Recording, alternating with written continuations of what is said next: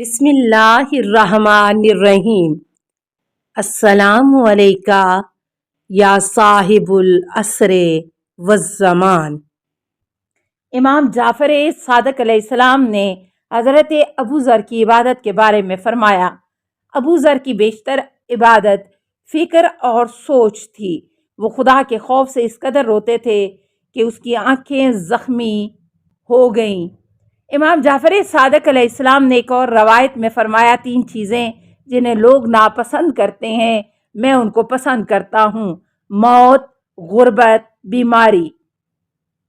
امام علیہ السلام نے اپنی گفتگو جاری رکھتے ہوئے فرمایا، ابو ذر کا مطلب یہ ہے کہ موت خدا کی اطاعت میں اس زندگی سے بہتر ہے جس میں خدا کی معصیت ہو، اور بیماری خدا کی اطاعت میں اس صحت سے بہتر ہے جس میں خدا کی نافرمانی ہو، اور غربت خدا کی اطاعت میں اس فقیری سے بہتر ہے جس میں خدا کی معصیت ہو۔ شیعہ منابع میں حضرت ابو ذر غفاری، حضرت سلمان، حضرت مقداد اور حضرت عمار کے ساتھ اسلام کے 4 ارکان میں سے ایک ہیں۔ شیخ مفید امام موسیٰ کاظم علیہ السلام سے حدیث نقل کرتے ہیں کہ قیامت کے دن ایک آواز بلند ہوگی کہ وہ کہاں ہیں وہ جنہوں نے رسول خدا صلی اللہ علیہ وسلم کے پیغام کو نہ جھٹلایا۔ تو اس وقت حضرت سلمان، حضرت مقداد اور حضرت ابو ذر اپنی جگہ سے اٹھیں گے۔ آغا بزرگ تہرانی نے 2 کتابوں، اخبار ابی ذر مؤلف ابو منصور ظفر بن حمدون بادرائی اور اخبار ابی ذر الغفاری و فضائلہ مؤلف شیخ سدھ کو حضرت ابو ذر کے احوال اور فضائل کا نام دیا ہے۔ سید علی خان مدنی نے حضرت ابو ذر کے بارے میں یوں لکھا ہے، وہ بڑے عالم اور عبادت گزار و بلند مرتبہ تھے، اور سال میں 400 دینار غربا میں تقسیم کرتے تھے اور کوئی چیز ذخیرہ نہیں کرتے تھے۔ بحر العلوم ابو ذر کو ان حواریوں میں سے سمجھتے ہیں جو سید المرسلین صلی اللہ علیہ وسلم کی راہ پر چلنے والے، اہل بیت علیہ السلام کا ساتھ دینے والے اور آپ علیہ السلام کے دشمنوں کے ساتھ دشمنی رکھنے والے تھے۔ حافظ ابو نعیم اصفہانی نے لکھا ہے کہ حضرت ابو ذر حضرت پیغمبر صلی اللہ علیہ وسلم کی خدمت کرتے اور آپ صلی اللہ علیہ وسلم کے حکم پر عمل کرتے اور اس کے علاوہ ہر چیز کو چھوڑ دیتے۔ انہوں نے اسلام اور اللہ کی شریعت کے نازل ہونے سے پہلے بھی کبھی سود نہ لیا تھا۔ حق کی راہ میں الزام لگانے والے کبھی ان پر کوئی الزام نہیں لگا سکتے اور حکومتی طاقت کبھی انہیں عاجز نہ کر سکی۔ جناب ابو ذر غفاری کو محبت علی علیہ السلام اور فلاں کی نافرمانی اور اعمال کے خلاف آواز اٹھانے کے جرم میں مدینہ بدر کر کے شام بھیج دیا گیا تھا، جہاں سے آپ کو حجاز کے ریگستان میں ربضہ کے مقام پر بھجوا دیا گیا، اور آپ نے عالم غربت میں صحرا میں وفات پائی۔ جناب ابو ذر رضی اللہ تعالی عنہ نے امام علی علیہ السلام کو ولایت کا حقدار سمجھنے کی وجہ سے فلاں کی مخالفت کی۔ وہ فلاں کے زمانے میں ان لوگوں میں سے تھے جو فلاں کی احادیث کی جمع آوری کے ممنونیت کے حکم کے باوجود حدیث بیان کرنے سے نہیں رکے۔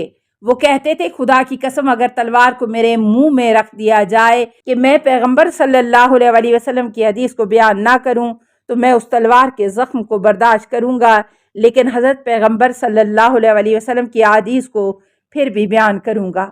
حضرت ابو ذر حدیث نقل کرنے کی وجہ سے چند افراد کے ہمراہ زندان میں بھی رہے۔ ابن ابی الحدید نے نقل کیا ہے کہ حضرت ابو ذر کو شام کی جانب جلا وطنی کی وجہ یہ ہے کہ فلاں نے بیت المال سے کچھ رقم فلاں اور کچھ اور افراد کو بخشی۔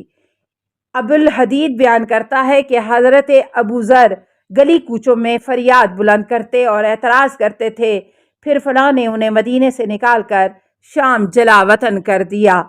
ابو ذر شام میں بھی لوگوں کو پیغمبر صلی اللہ علیہ وسلم اور اہل بیت علیہ السلام کے فضائل سے آگاہ کرتے تھے۔ فلاں نے لوگوں کو ان کی محفل میں شرکت کرنے سے منع کر دیا اور فلاں کو خط لکھ کر حضرت ابو ذر کے کاموں سے آگاہ کیا۔ فلاں نے فلاں کے جواب میں حضرت ابو ذر کو مدینہ کی جانب روانہ کر دیا۔ حضرت ابو ذر نے مدینہ میں فلاں سے ملاقات کی اور حکومتی پالیسیوں پر اعتراض کیا۔ فلاں یہ برداشت نہ کر سکے اور حضرت ابو ذر کو بدترین حالت میں ربضہ کی جانب بھیج دیا۔ حضرت ابو ذر اور فلاں کے درمیان گفتگو اور ان کی ربضہ جلاوطنی کی شرح بہت سی تاریخی کتابوں میں ذکر ہوئی ہے۔ اردو میں مطالعہ کے لیے مودودی صاحب کی خلافت و ملوکیت سے استفادہ کیجیے۔ فلاں نے حضرت ابو ذر کو ربضہ بھیجتے وقت حکم دیا کہ کوئی ان سے ہم کلام نہ ہو اور انہیں وداع نہ کرے، اور فلاں کو حکم دیا کہ وہ ان کو مدینے سے باہر نکال کر آئے۔ اس طرح کسی نے بھی ان کے ساتھ جانے کی جرأت نہ کی۔ اس حال میں امام علی علیہ السلام اور ان کے بھائی عقیل اور امام حسن و حسین علیہ السلام اور عمار یاسر ان سے خدا حافظی کے لیے آئے اور انہیں وداع کیا۔ امام علی علیہ السلام نے حضرت ابو ذر کو ربضہ کی جانب جلاوطنی کے وقت خطاب: ابو ذر، تمہارا غیظ و غضب اللہ کے لیے ہے، لہٰذا اس سے امید وابستہ رکھو جس کے لیے یہ غیظ و غضب اختیار کیا ہے۔ قوم کو تم سے اپنی دنیا کے بارے میں خطرہ تھا اور تمہیں ان سے اپنے دین کے بارے میں خوف تھا، لہٰذا جس کا انہیں خطرہ تھا وہ ان کے لیے چھوڑ دو، اور جس کے لیے تمہیں خوف تھا اسے بچا کر نکل جاؤ۔ یہ لوگ بہرحال اس کے محتاج ہیں جس کو تم نے ان سے روکا ہے، اور تم اس سے بہرحال بے نیاز ہو جس سے ان لوگوں نے تمہیں محروم کیا ہے۔ عنقریب یہ معلوم ہو جائے گا کہ فائدے میں کون رہا اور کس سے حسد کرنے والے زیادہ ہیں۔ یاد رکھو کہ کسی بندہ خدا پر اگر زمین و آسمان دونوں کے راستے بند ہو جائیں اور وہ تقوی الہی اختیار کر لے تو اللہ اس کے لیے کوئی نہ کوئی راستہ ضرور نکال دے گا۔ دیکھو، تمہیں صرف حق سے انس اور باطل سے وحشت ہونی چاہیے۔ تم اگر ان کی دنیا کو قبول کر لیتے تو یہ تم سے محبت کرتے، اور اگر دنیا میں سے اپنا حصہ لے لیتے تو تمہاری طرف سے مطمئن ہو جاتے۔ نہج البلاغہ، خطبہ نمبر 130، ترجمہ ذیشان حیدر جوادی۔ پیغمبر صلی اللہ علیہ وسلم نے جناب ابو ذر سے فرمایا: اے ابو ذر، تم تنہائی کی زندگی گزارو گے اور تنہائی میں ہی موت آئے گی، اور اکیلے مبعوث ہوگے اور اکیلے جنت میں داخل ہوگے، اور تمہاری وجہ سے خوش قسمت ہوں گے عراق کے وہ لوگ جو تمہیں غسل و کفن اور دفن کریں گے۔ تفسیر کمی، جلد 1، صفحہ 295۔ جناب ابو ذر غفاری 5 ذی الحجہ سن 32 ہجری فلاں کے دور میں صحرائے ربضہ میں اس دنیا سے رخصت ہوئے۔ ابن کثیر کا بیان ہے کہ موت کے وقت ان کی بیوی اور بچوں کے علاوہ کوئی ان کے پاس موجود نہ تھا۔ زرکلی کہتا ہے کہ وہ اس حال میں دنیا سے گئے کہ گھر میں کچھ نہ تھا اور انہیں کفن دے سکے۔ مہران بن میمون بیان کرتا ہے کہ جو کچھ میں نے حضرت ابو ذر کے گھر میں دیکھا اس کی قیمت 2 درہم سے زیادہ نہ تھی۔ بیان ہوا ہے کہ جب ذر روتی تھیں اور اپنے شوہر سے کہتی تھیں کہ تم جنگل میں مر جاؤ گے اور میرے پاس کوئی کپڑا نہیں کہ تمہیں کفن دے سکوں، تو حضرت ابو ذر ان سے کہتے: رو نہیں اور خوش ہو، کیونکہ ایک دن رسول خدا صلی اللہ علیہ وسلم نے لوگوں کے درمیان جہاں پر میں بھی موجود تھا فرمایا تھا کہ تم میں سے ایک فرد ویرانے میں اس دنیا سے جائے گا اور مومنین کی ایک جماعت اسے دفن کرے گی، اور وہ تمام لوگ جو میرے ہمراہ اس محفل میں تھے وہ شہر میں اور تمام لوگوں کے سامنے اس دنیا سے رخصت ہوئے، اور یہ حکم یقیناً حضرت پیغمبر اکرم صلی اللہ علیہ وسلم نے میرے بارے میں ہی فرمایا ہوگا۔ حال بن دری الزبی کہتا ہے کہ ہم حضرت عبداللہ بن مسعود کے ساتھ حج پر جا رہے تھے کہ ہم نے ربضہ میں حضرت ابو ذر کے جسد کو دیکھا تو ہم نے انہیں غسل دیا اور دفن کیا۔